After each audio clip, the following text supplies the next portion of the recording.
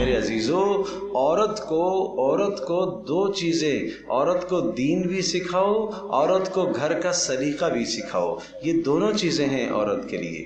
دینداری بھی اس کے اندر ہونی چاہیے، اور ساتھ ساتھ دوسری چیز کیا ہونی چاہیے؟ دوسری چیز گھر کا سلیقہ، گھر کو لے کے چلنا، گھر کو سنبھالنا، کھانا پکانا اچھا، شوہر کی پسند کیا ہے، کیسے شوہر پسند کرتا ہے، اس طرح سے پکا کے کھلاؤ۔ یہ تمہارا ثواب ہے، یہ تمہاری عبادت ہے میرے عزیزو، یہ اس کی عبادت ہے، یہ اس کی عبادت ہے۔ شوہر کو خوش کرے، کھانے میں، پکانے میں، پہننے میں، لباس میں شوہر کو خوش کرے۔ کیسا لباس؟ جو لباس شوہر کو اچھا لگے وہ یہ پہنے۔ یہ کس لیے پہنتی ہے؟ یہ تو شوہر کے لیے پہنتی ہے۔ اس کی اپنی کیا پسند ہے، کیسا لباس پہنو گی؟ یہ مارکیٹ جا رہی ہے جناب، کیا کرنے کے لیے؟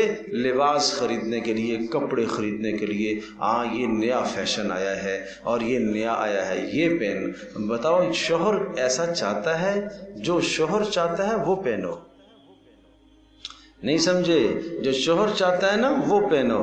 تم پڑوسن کا نہ دیکھو، تم وہ شادی پہ گئی تھی وہاں ایسا ایسا پہنا ہوا تھا، میں بھی ایسا پہنوں گی۔ نہیں میری بہن، یہ تیرا کام نہیں ہے۔ تیرا کام کیا ہے؟ تیرا کام اپنے شوہر کی رضا پوری کرنا ہے، یہ تیری ذمہ داری ہے۔ شوہر کی رضا ہوگی تو رب کی رضا ہوگی تیرے لیے، خیال کرنا۔ تو پہنتی ہے شوہر کے لیے، تو نہیں، دوسروں کے لیے نہیں پہنتی ہے۔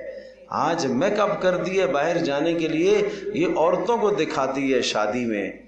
عزت دار گھرانے کی جو عورتیں ہوتی ہیں نا، وہ ان کے اندر بے حیائی نہیں ہے، وہ غیر مردوں کو نہیں دکھاتی، وہ عورتیں عورتوں کو دکھانے کے لیے پہنتی ہیں۔ اللہ کی بندیاں عورتوں کو جلسانے کے لیے پہنتی ہیں، ان کو چڑھانے کے لیے پہنتی ہیں کہ پتہ چلے میرے پاس اتنے اتنے کپڑے، میرے پاس اتنی چیزیں۔ نہ کرو حسد پیدا، نہ کرو اپنے لیے نعمتوں کو تباہ کرنے کے اسباب پیدا مت کرو۔